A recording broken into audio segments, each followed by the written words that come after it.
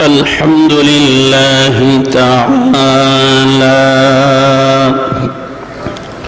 والصلاة والسلام على رسول الله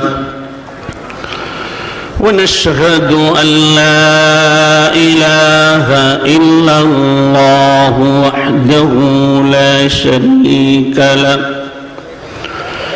ولا ند له ولا ضد له ولا نظر له ولا نظير له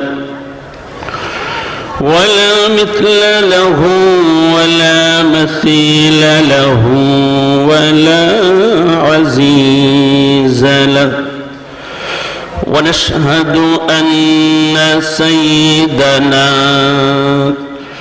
ومولانا محمدا عبده ورسوله الذي أرسل إلى الناس كافة بشيرا ونذيرا وداعيا إلى الله بإذنه وسراجا منيرا أما بعد فقد قال الله تبارك وتعالى في كلامه المجيد وفرقانه الحميد أعوذ بالله من الشيطان الرجيم بسم الله الرحمن الرحيم إنما يعمر مساجد الله من آمن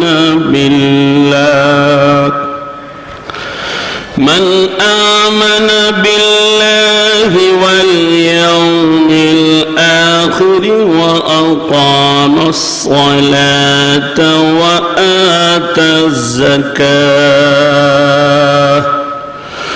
وآتى الزكاة ولم يخش إلا الله فعسى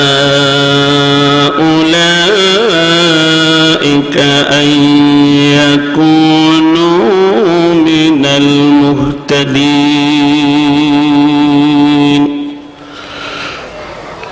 وقال النبي صلى الله عليه وسلم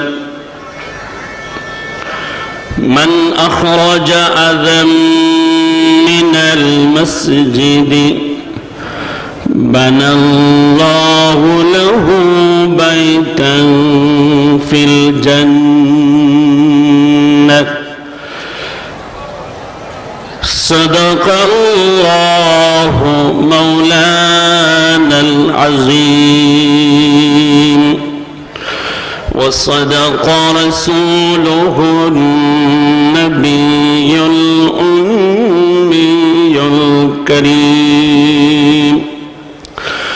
اللهم صل على محمد وعلى آل محمد كما صليت على إبراهيم وعلى آل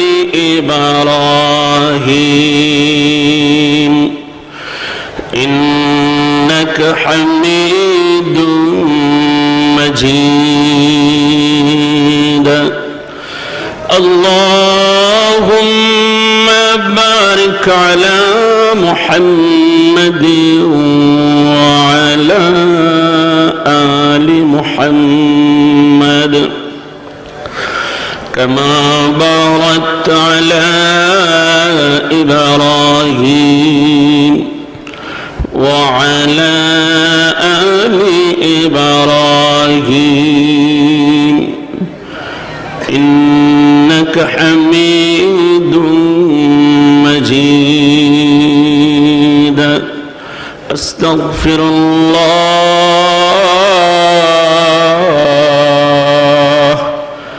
إن الله غفور رحيم لا إله إلا الله لا إله إلا الله لا إله إلا الله لا إله إلا الله لا إله إلا الله الله الله الله الله الله الله الله الله لا إله إلا الله محمد رسول الله صلى الله عليه وسلم হাজী তালেব হোসেন জামে মসজিদ কমিটির উদ্যোগে অষ্টম বার্ষিক ওয়াজ মাহফিল চলমান অধিবেশনের সম্মানিত সভাপতি সাহেব, জাতির রাহবর, জাতির আকা হযরত উলামায়ে কেরাম, বাবার বয়সী মুরব্বিয়ান আযম, প্রাণ প্রিয় যুবক ভাইরা, পর্দার আলে মা বোনেরা, আমি আপনাদের সামনে সূরাত তওবা থেকে 18 নম্বর আয়াতখানা তিলাওয়াত করেছি। নবীজির পবিত্র জবান মোবারকের একখানা হাদিস তিলাওয়াত করেছি। আমি নগণ্য ছোট মানুষ, আল্লাহ যদি তৌফিক দান করেন তিলাওয়াতকৃত আয়াত এবং হাদিসকে সামনে রেখে ইনশাআল্লাহ মুযাকারা করব। প্রথমেই অনুরোধ জানাবো, যারা রাস্তায় দাঁড়িয়ে আছেন, গেট বন্ধ করে আছেন, রহমতি বরকতি জান্নাতি ফেরেশতাদের মহলে চলে আসি, রহমতি সামিয়ানা নিচে বসে যাই। হতে পারে আপনারা পরে বসার সুযোগও পাবেন না, জায়গা পাবেন না। আগে থেকে যাদের সামনে খালি জায়গা আসি পুরা করে বসি, এটা আল্লাহ পাকের নির্দেশ। এটা হলো সুন্নাহ। নবীর সামনে সাহাবায়ে কেরাম বসতেন, সামনের খালি জায়গা পুরা করে গোলাকৃতভাবে সফ ব্যঙ্গে বসতেন, গায়ে গায়ে লেগে বসতেন এবং সাহাবায়ে কেরাম নবীজির কথাগুলি মনোযোগ দিয়ে শুনতেন। কিতাব উদাহরণ করেন, তাদের ঘাড়ে বা মাথায় যদি পাখি বসতো টের পাইতেন না, এত মনোযোগ দিয়ে বসতেন। আওয়াজ শুনবো না, আমরা আলোচনা শুনবো, কে বলে সেদিকে তাকাবো না, কার কথা বলা হয় সেদিকে তাকাবো। যারা দাঁড়িয়ে আছেন বসে যান। আমার একটা মেজাজ তবিয়ত, আমি এগুলি দেখতে ভালোই বাসি না, কষ্ট হয়, দয়া করে বসে যান। এটা রহমতি বাগান। আমি আপনাদের সামনে নবীজির একখানা হাদিস তিলাওয়াত করব, অনুবাদ করব। যে হাদিস খানা হযরত লোকমান হাকিম নিজের সন্তানকে নসিহত করে। আমাদের সমাজে সন্তানদেরকে মা বাবা কাছে বসায়া দিনের কথা শোনায় খুবই কম আছে, জোরে বলেন ঠিক কিনা? হযরত লোকমান হাকিম সন্তানকে ডাক দিয়ে কাছে বসায়া আদরের সাথে মহব্বতর ভাষা প্রকাশ করে সন্তানকে কাছে বসায়া নসিহত করে। ইয়া বুনাইয়া আলাইকা বিমুজালাসাতিল উলামা ওয়া ইসতিমা'i কালামিল হুকামা ফাইন্নাল্লাহা তাআলা لا يحيي القلب الميت بنور الحكمة كما يحيي الأرض الميتة بوابل المطر আল্লাহর ওলি হযরত লুকমান হাকিম এত আন্তরিকভাবে ইখলাসের সাথে নসিহত করেছেন নিজের সন্তানকে। এমন নসিহতগুলো আল্লাহ কোরআনে উল্লেখ করেছেন, ঠিক কিনা? আল্লাহ এমন ভাবে কবুল করেছেন যার নামকরণ করে একটি সূরার নাম রেখেছে সূরা লুকমান। অনেক নসিহত কোরআনে নাই, আল্লাহর নবীর হাদিসের মুবারাকার দিকে লক্ষ্য করলে তালাশ করলে পাওয়া যায়। এর মধ্যে একটা নবীজি বলেন লুকমান হাকিম নিজের সন্তানকে বড় আদরের সাথে নসিহত করে, ইয়া বুনাইয়া আলাইকা বিমুজালাসাতিল উলামা, হে আমার আদরের সন্তান পুত্র, উলামায়ে কেরামের মজলিসকে গুরুত্ব সহকারে আঁকড়িয়ে ধরবে, বসবে, জমে বসবে। ওয়াইস্তিমাই কালামিল হুকামা, হুকামা হলো উলামায়ে কেরাম যারা কোরআন হাদিসের সূক্ষ্ম সূক্ষ্ম আলোচনা করেন, দিনের কথা বলেন, দিনের বড় যাক, তাদের কথাগুলি মনোযোগ দিয়ে শুনবে। লাভ কি হবে?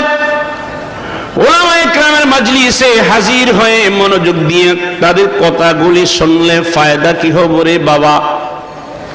লুকমান হাকিম বলেন, ফাইন্নাল্লাহা তাআলা লা ইউহিয়াল কলবাল মাইতা বিনূরিল হিকমাতি। বাবারে, উলামায়ে কেরামের কথার আলোয় নূরে আল্লাহ রাব্বুল আলামিন মানুষের মরা অন্তরকে জীবিত করে দেয়। সুবহানাল্লাহ। মরা অন্তর,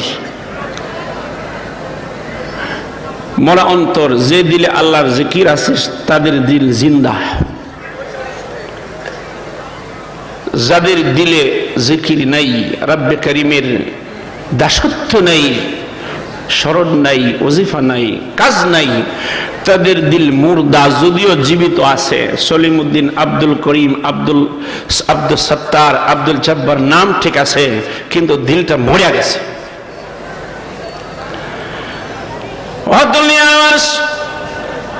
মানুষের দিল কেমনে মরে? কোরআনে আছে আর নবীর হাদিসে আছে, সবগুলি বলা আমার এখন সম্ভব না, সময় কম। নির্ধারিত বিষয়ের আয়াত এবং হাদিসকে সামনে রেখে আলোচনা করতে হবে। মানুষ যখন একটা গুনাহ করে অন্তরের মধ্যে একটা জং ধরে, জংকার পরে, আরেকটা গুনাহ করলে আরেকটা জং ধরে, জংকার পরে, আরেকটা গুনাহ করলে আরো জং, আরো গুনাহ করলে আরো জং। জং ধরতে ধরতে যেভাবে দা আর কাশির মধ্যে জং ধরলে বুতা হয়ে যায়, কাজ করে না, ঠিক না? দা টিকে আছে, কাশি টিকে আছে, কিন্তু ওই দাও দিয়ে কোনো কাজ করা যায় না, মাছ কাটা যায় না, সবজি কাটা যায় না। লোহা, ওই দাওটা যন্ত্রটাকে আগুনে পোড়াইয়া আরেকটা লোহা দিয়ে পিটাতে হয়, জোরে বল ঠিক কিনা? তাহলে জং দূর হয়। মানুষ গুনাহ করলে অন্তরে জং ধরে, এই জংটা দূর হয়ে যায়। উলামায়ে কেরামের মজলিসে হাজির হয়, মনোযোগ দিয়ে তাদের কথাগুলি শুনলে। লুকমান হাকিম সন্তানকে কথাটা গুরুত্ব দিয়ে বোঝার জন্য, স্পষ্ট বোঝার জন্য দৃষ্টান্ত পেশ করলেন। কি দৃষ্টান্ত? কামা ইউহিয়াল আরদাল মাইয়িতাতা বিওয়াবিলিল মাতার। বাবারে, এমন একটা জমিন, যে জমিনে আকাশ থেকে বৃষ্টি বর্ষণ হয় না, নল এবং কূপের কোনো পানি নাই, নদীরও কোনো পানি নাই, ওই জমিনটা মুর্দা হয়ে যায়, মরে যায়, অনুর্বর হয়ে যায়, ফসল ফলানোর জন্য অনুপযুক্ত হয়ে যায়, দোলায় দূলিত হয়ে যায়। ধান লাগালে ধান হবে না, ভুট্টা রোপণ করলে ভুট্টাও হবে না, আমের বাগানে আমের মৌসুমে আম ধরবে না, কাঁঠালের বাগানে কাঁঠালের মৌসুমে কাঁঠাল ধরবে না। কেন কেন কেন? জমিন মুর্দা, বিরান জমিন, মরা জমিন। বাবারে, ওই জমিনে যদি আকাশ থেকে আল্লাহ বৃষ্টি বর্ষণ করে, ওই বৃষ্টির পানি জমে গিয়ে জমিনটা উর্বর হয়ে যায়, ধুলাগুলি দূর হয়ে যায়, ফসল ফলানোর উপযুক্ত ফিরে পায়।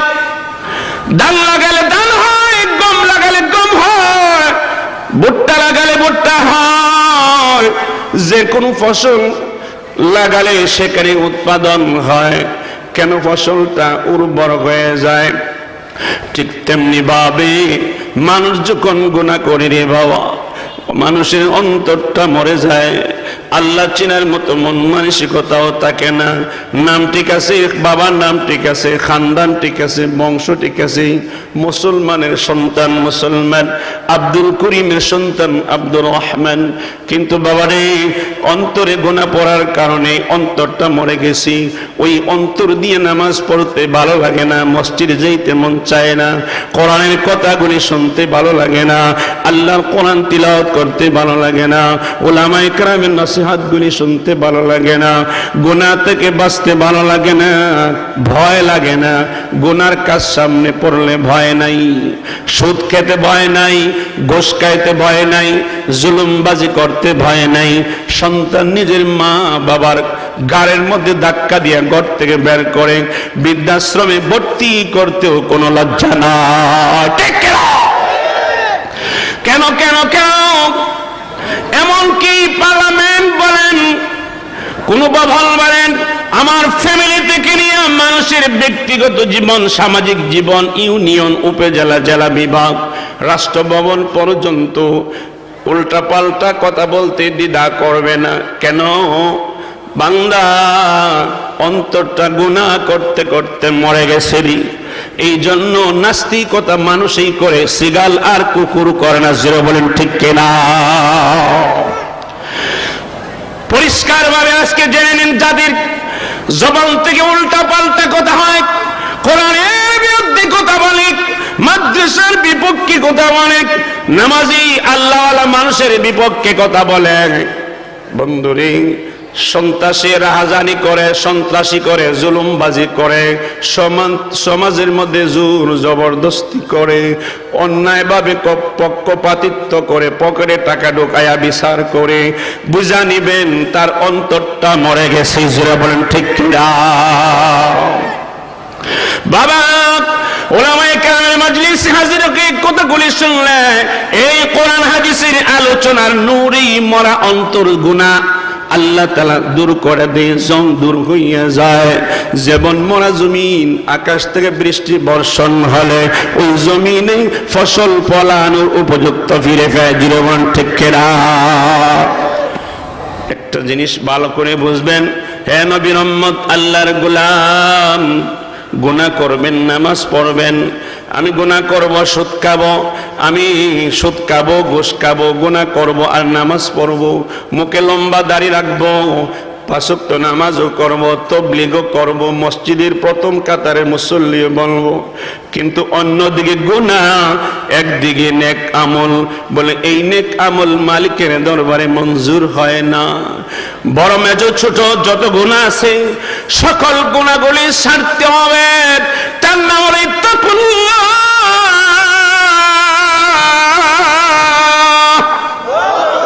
আল্লাহ জায়গায় জায়গা বলেছেন ইত্তাকুল্লাহ ওয়া কুনু মা'আস সাদিকিন। ইত্তাকুল্লাহ ইয়া আইয়ুহাল্লাযীনা আমানু ইত্তাকুল্লাহ ওয়া কুলু কাওলান সাদীদা। জায়গায় জায়গায় আল্লাহ ইত্তাকুল্লাহ বলেছে। তাফসীর মারিফুল কোরআনে উল্লেখ করেছেন ইত্তাকুল্লাহ কাকে বলে, তাকওয়া কাকে বলে, আল্লাহকে ভয় করার অর্থটা কি। বলে ফরজ, ওয়াজিব, সুন্নতে মুআক্কাদা, সুন্নতে জায়েদা, 4 প্রকারের বিধান নবীর তরিকায় পালন করা, সকল গুনাহ ছেড়ে দেওয়া।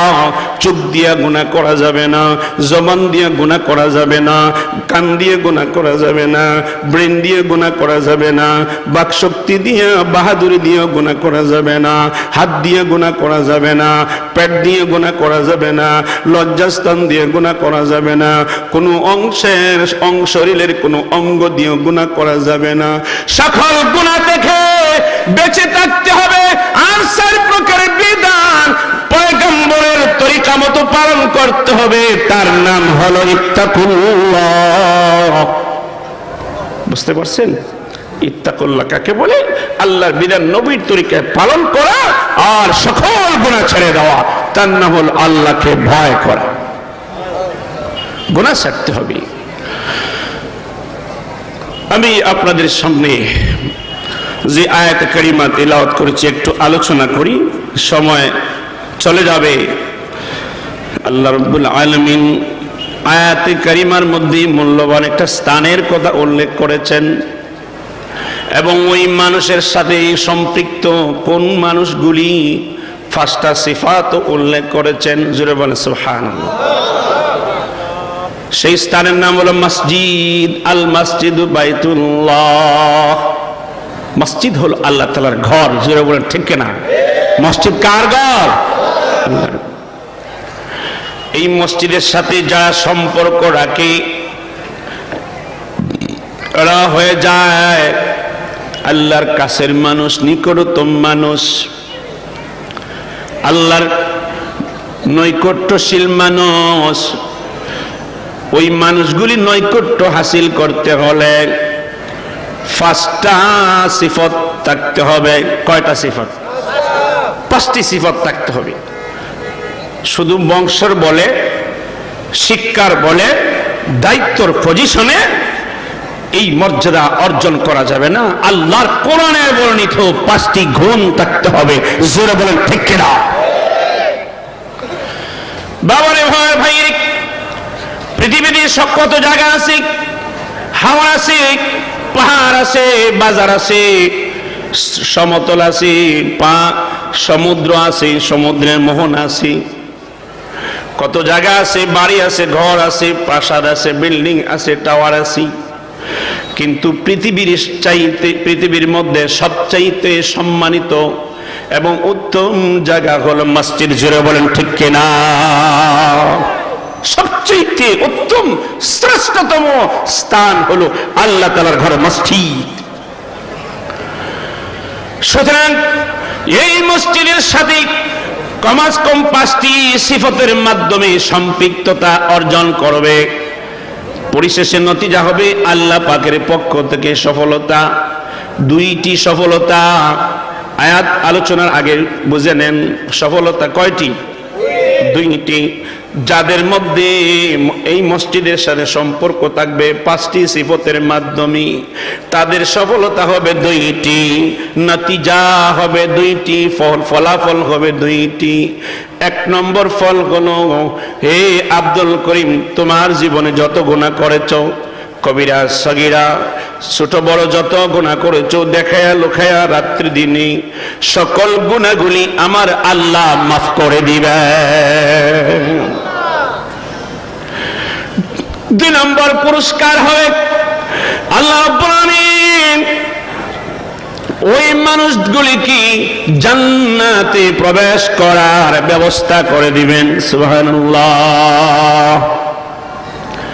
নতিজা কয়টি? পুরস্কার কয়টি? 1টি, সকল গুনাহ মাফ করবেন।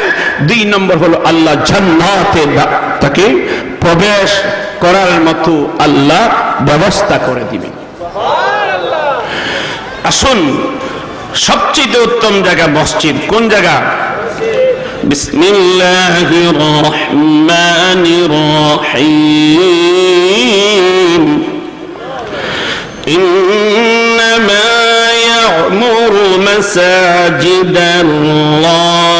মান আমানা বিল্লাহ।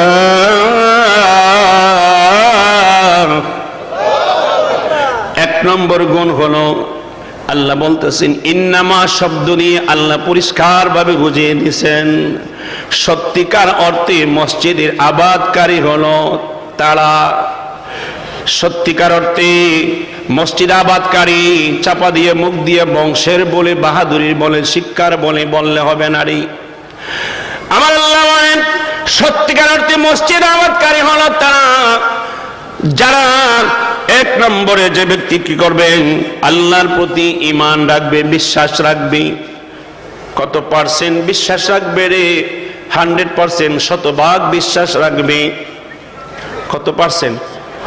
100%। সবকিছুর মালিক কে? আল্লাহ। সবকিছুর মালিক কে?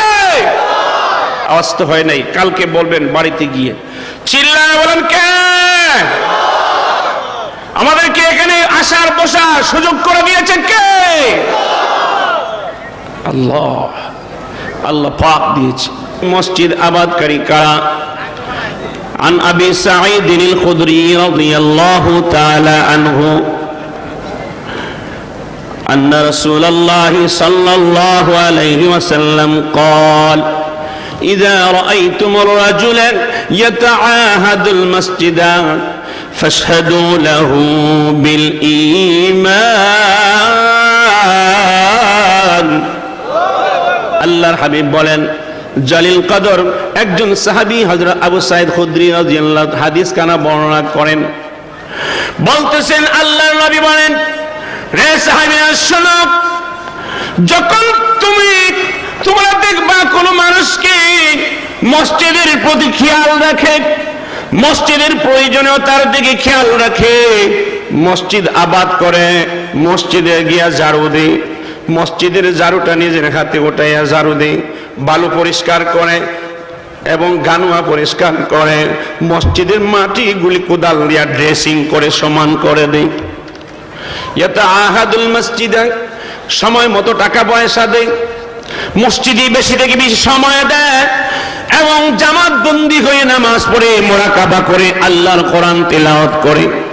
আল্লাহর নবী বলেন, এমন কোন ব্যক্তি যদি তোমরা দেখরি মসজিদে যায়, তাহলে ফাশহাদু লাহু বিল ঈমান,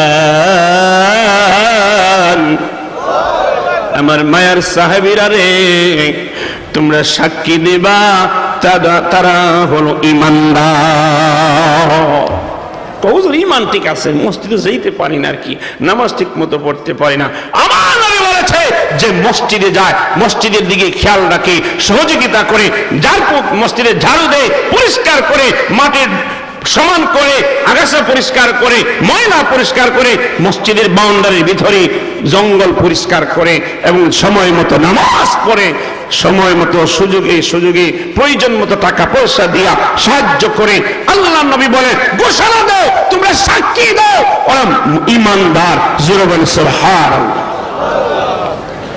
আম্মা জান আয়েশা থেকে একখানা হাদিস, হুজুর এই মার্কেটে মসজিদ, ওই মার্কেটে মসজিদ, ওই মহল্লায় মসজিদ, মসজিদ আর মসজিদ, মসজিদের নগরী।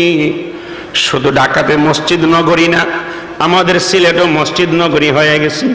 আম্মা জান আয়েশা বলেন, আন আয়েশা রাদিয়াল্লাহু তাআলা আনহা ক্বালাত আমারানা রাসূলুল্লাহ সাল্লাল্লাহু আলাইহি ওয়াসাল্লাম বিবিনাইল মসজিদি ফিদ-দূর। আম্মা জান বলেন, হে সাহাবায়ে কেরাম, আমার প্রাণের স্বামী দিনের নবী বলেছেন, মহল্লায় মহল্লায় মসজিদ নির্মাণ করার জন্য। সুবহানাল্লাহ।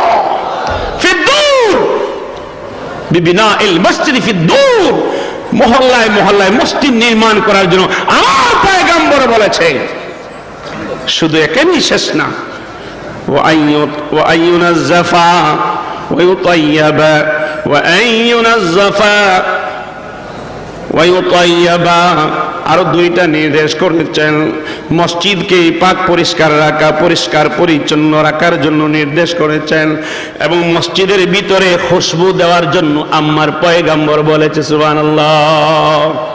এই জন্য দুর্গন্ধ কোন জিনিস, কয়েল বলেন এবং এমন ধরনের স্প্রে যেগুলো দুর্গন্ধ আছে, খারাপ নাজায়েজ পদার্থ মিশ্রণ আছে, এগুলি প্রবেশ করানো ঠিক হবে না।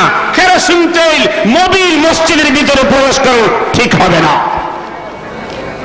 খুশবু দেওয়ার জন্য মসজিদ, বর্তমান বাজারে যে গোলাপ জল আছে, শুধু পানি আর পানি আর দূষিত পানি, ঠিক কিনা বলেন? কেমিক্যাল দেয়া। ভালো যদি খুশবু থাকে পারলে আতর ছিটা দিবেন। বন্ধু ভাই, আমাদের সিলেটে কিছু কিছু জায়গায় ভালো দামি যে কি বলেন আগরবাতি আছে না, আগরবাতি জ্বালানো হয় মসজিদে। খুশবু দেওয়া, খুশবু জ্বালানো, এটা হলো সুন্নাত। আম্মা জান আয়েশা বলেন, তিনটা নির্দেশ করেছেন এই হাদিসে। একটা হলো মহল্লায় মহল্লায় মসজিদ নির্মাণ করা, 2 নম্বর হলো পাক পরিষ্কার রাখা, 3 নম্বর হলো সুশোভিত রাখা, খুশবু দিয়া রাখা। সুবহানাল্লাহ। ও দুনিয়ার মানুষ, আরেকটা হাদিস আল্লাহর পয়গম্বর বলেন, قال رسول الله صلى الله عليه وسلم وإخراج القمامة منها مهور الحور العين। আল্লাহর নবী বলেন, হে সাহাবায়ে কেরাম, কোন মানুষ যদি ইখরাজুল কুমামাতি মিনহা, মসজিদ থেকে একটা পাথরের টুকরা বাইরে ফেলে দেয়, একটা বালুর টুকরা, একটা কোন ধরনের বাধা আবর্জনা যদি মসজিদ থেকে, কাগজের টুকরা বলেন, মসজিদের ভিতর থেকে বাইরে ফেলে দেই, আমার পয়গম্বর বলেন কিয়ামতের দিন পরকালে জান্নাতে কমাস কম 70 থেকে 72 জন জান্নাতি বিবি দান করবেন। নবীজি বলেন, হে সাহাবায়ে কেরাম, হে আমার উম্মতরা রে, ওই 70 থেকে 72 জন বিবিদের মোহর আদায় হয়ে যাবে। সুবহানাল্লাহ, আল্লাহু আকবার। কিন্তু আমাদের সমাজে ইমাম সাহেব আর মুয়াজ্জিন সাহেব নির্দিষ্ট, জোরে বলেন ঠিক না? বলেন এই হাদিসগুলি থেকে ইমাম আর মুয়াজ্জিনকে উল্লেখ করে নবী বলেছেন না। আরেকটা হাদিস শোনাই, ভালো করে শুনেন। ওয়ামান আখরাজা আযাম মিনাল মসজিদি বানাল্লাহু লাহু বাইতান ফিল জান্নাতি। বলেন সুবহানাল্লাহ। আমার নবী বলেন, মসজিদের ভিতর থেকে যদি কোনো উম্মত, কোনো ব্যক্তি কোনো পাথরের টুকরা, কংক্রিটের টুকরা, ইটের টুকরা, বালুর টুকরা, পাথর, ধুলাবালি, কাগজের টুকরা, ময়লা আবর্জনা বের করে দেয়, ওই ক্ষুদ্র পরিশ্রমের বিনিময়ে আমার আল্লাহ তার জন্য জান্নাতে ঘর বানিয়ে দিবে। সুবহানাল্লাহ, ঘর বানিয়ে দিবে। হাদিসগুলি স্মরণ রাখবেন। ঝাড়ু দেওয়ার কারণে এক হাদিসে আছে মোহর হয়ে যায় জান্নাতি বিবিদের। আর হাদিসে বললাম জান্নাতে একটা ঘর বানায় দিবে। কেমন ঘর হবে, কাদের জন্য, কাদের জন্য ঘর হবে? শর্ত আছে, সকলের জন্য হবে না, শর্ত আছে। قال رسول الله صلى الله عليه وسلم من بنى مسجدا يبتغي به وجه الله।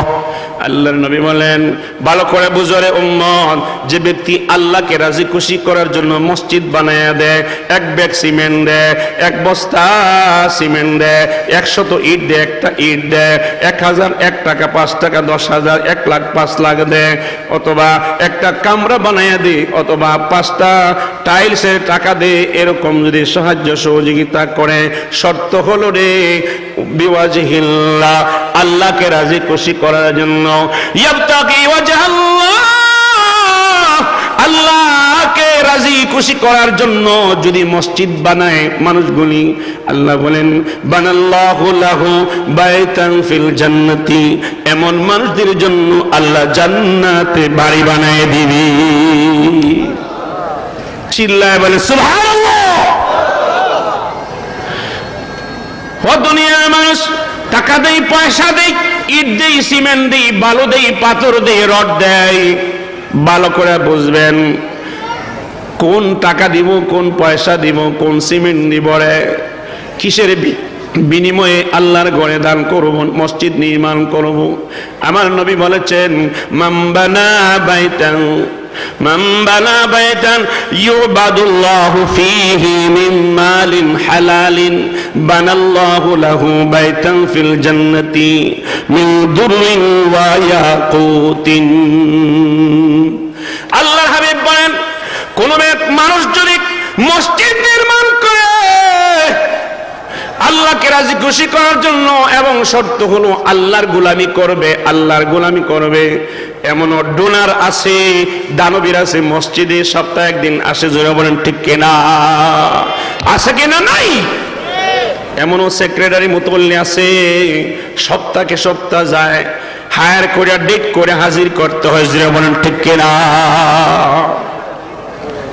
আমার নবী বলেছেন, যে সব সময় মসজিদের দিকে খেয়াল করবে, জামাতে নামাজ পড়বে, সময় দিবে, ড্রেসিং করবে, ঝাড়ু দিবে, মুসবে, মসজিদের পরিষ্কার পরিচ্ছন্নতার কাজ করবে, নামাজও পড়বে, মুরাকাবা করবে, তিলাওয়াত করবে, আল্লাহর গোলামি করবে মসজিদে থেকে।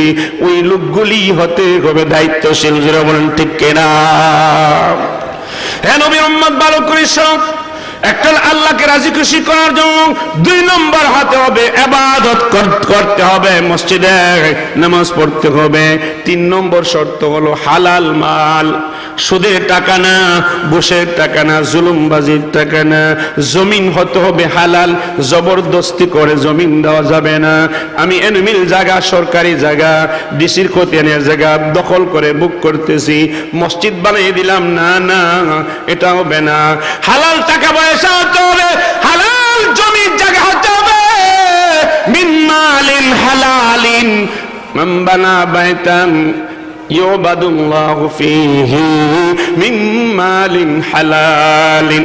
লাভটা কি হবে রে নবীর উম্মত?